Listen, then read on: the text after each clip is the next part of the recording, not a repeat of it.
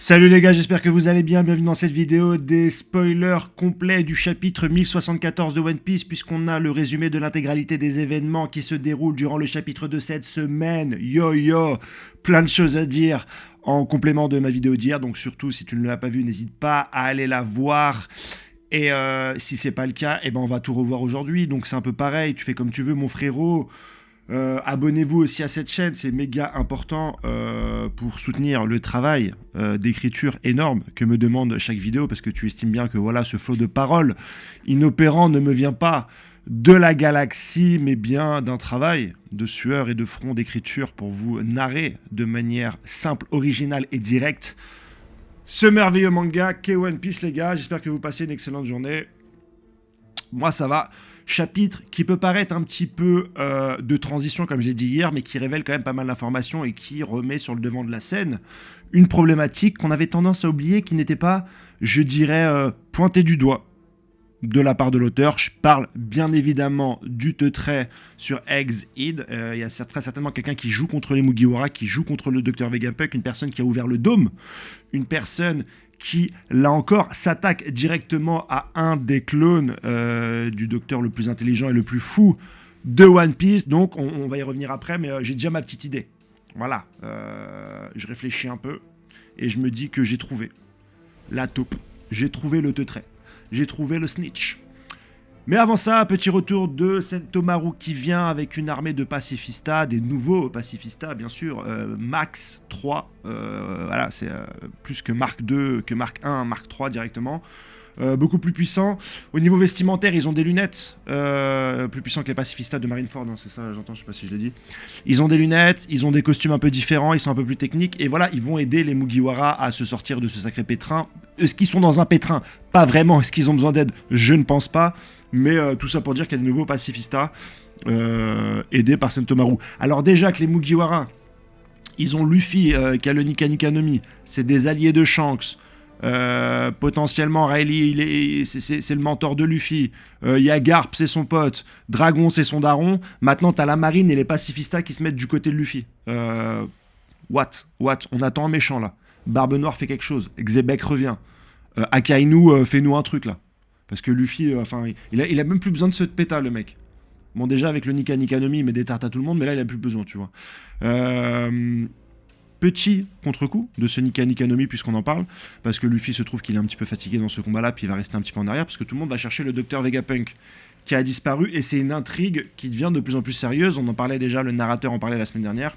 Comme je l'ai dit dans ma vidéo d'hier, est-ce que finalement les intrigues de cette partie de l'histoire, de ce mini-arc et des suivants, va tourner autour de la recherche du Dr Vegapunk? S'est-il caché dans le passé? S'est-il caché dans le passé? Ce serait énorme. Moi, je crois encore à cette théorie loufoque du voyage dans le temps. Bien sûr qu'on aura un voyage dans le temps, c'est sûr. Enfin, peut-être pas, mais j'espère.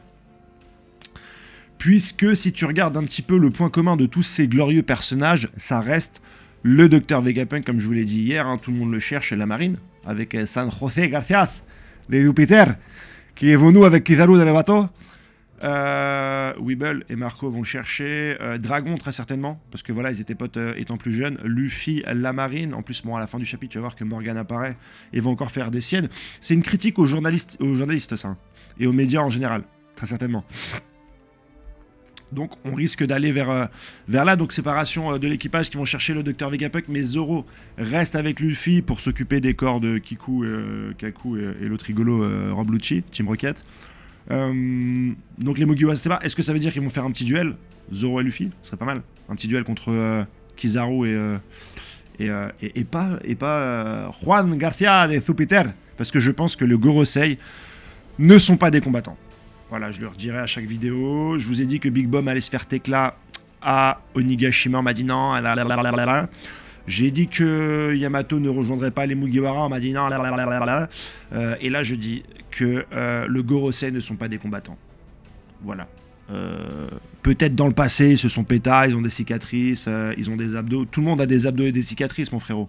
Même le maire de la ville de Nami, la ville des mandarines, là, qui a, on dirait un YMCA avec sa casquette de marine, là. Et il a une balafre aussi sur le menton.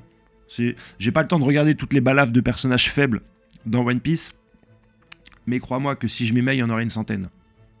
au bas mot. Donc voilà, pour moi, ce ne sont pas des combattants.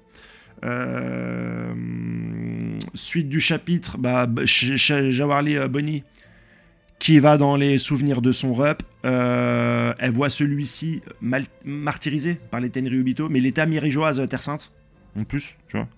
Mais il n'était pas maître d'un chef d'un village, je sais pas quoi, d'un royaume, roi d'un royaume. Bon, là, il est petit à Mirijoaz, Terre Sainte, et on va lui faire de la Hagra. De la Hagra partie. On va tuer des proches à lui, je crois, et puis on va le forcer à regarder. Effectivement, le pauvre garçon ensuite est perdu et en recherche d'identité, puisqu'il devient coup sur coup roi d'un royaume, pirate, Shichibukai, révolutionnaire, androïde. Voilà, c'est pas la preuve qu'il faut avoir des bases solides. Si tu as des bases solides, peut-être qu'au niveau identité, tu vas plus t'y retrouver après. Voilà, je parle juste de One Piece, hein, bien sûr. J'espère qu'on aura des révélations autres que juste Kuma a eu une enfance difficile. J'espère. Parce que sinon, ça va. On a eu des enfances difficiles dans Naruto. On a eu des enfances difficiles dans tous les mangas. J'aimerais trouver un truc. J'aimerais bien un méchant. Je suis méchant parce que je suis méchant. Voilà, j'aime pas les gens. L'odeur, le truc. Je vais être riche. Voilà quoi. Pas besoin de passer tumultueux, j'ai envie de te dire. Avant de parler du Teutray... informations sur Vivi et Wapol, et ils ont l'air de s'être enfuis ensemble. J'avais dit dans la vidéo de la semaine dernière et de hier, je pensais que Wapol avait enlevé Vivi. Non, ils se sont plus ou moins barrés ensemble. Est-ce que Imsama s'est retourné contre les dirigeants de royaume? Ça, c'est une excellente question, parce que là ça fait quand même deux dirigeants, un qui se fait tuer Cobra, Vivi qui est obligé de se sauver, et Wapol aussi. C'est pas foufou. Et Morgan en profite pour dire tiens, je vais écrire un article. Et l'article, ça va être Luffy a enlevé le Dr Vegapunk. Comme je l'ai dit dans la vidéo d'hier, ça va peut-être faire en sorte que Luffy la s'embrouille avec la marine, parce que la marine va vouloir récupérer le Dr Vegapunk pour ses secrets. Elle va penser que les Mugiwara ont le secret, etc. Tu connais la tambouille. Ça peut ramener du fel-fel dans toute cette relation One Piecienne. Voilà ce que j'ai envie de dire. La partie que l'on attend tous depuis très longtemps, c'est qu'effectivement, il y a un personnage qui avait éteint le dôme. Un Teutray. Un Judas.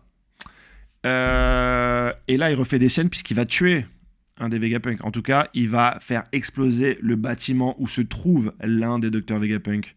Appelé Réflexion. Je me suis dit que le traître, ça serait marrant qu'il fasse partie des Vegapunk. Et quel Vegapunk ne montre pas son visage? Shaka.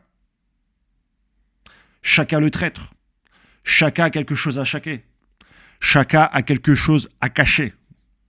Même dans Shaka, cache, tu vois ce que je veux dire? Donc je pense que c'est lui le Teutray qui va enlever son masque comme un redoutable fils d'up. Et ça va être le Teutray et ça va être intéressant. Pourquoi? Parce qu'il ne peut pas y avoir deux chefs. Shaka, il incarne une position de leader. Et en fait, à partir du moment où le vrai Vegapunk est venu, le vrai Vegapunk est une position de leader parce que c'est le vrai Vegapunk. Et l'autre, je trouve qu'il est de trop. Tous les autres, ils sont kawaii, drôles, enfantins, etc. Lui, il fait un peu trop le mec. Tu vois ce que je veux dire?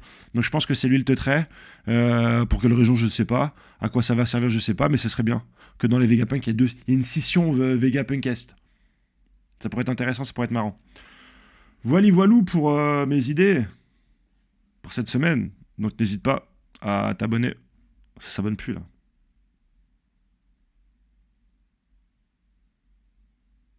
Il y a un truc qui s'est cassé entre nous. Ça regarde, ça s'abonne pas, c'est un truc de voyeur. C'est un truc de chelou. Après, vas-y, faites ce que vous voulez, hein. On s'en bat les couilles. Hein. Voilà. Je vais faire du Fairy Tails. Ah, frérot. Si la communauté One Piece ne s'abonne pas, on va faire du Fairy Tails, les frérots. Frérot. Si on s'en bat les couilles, on va y aller jusqu'au bout, hein. Je te préviens. Allez, passez une excellente journée. Ciao, bye bye. Bang bang.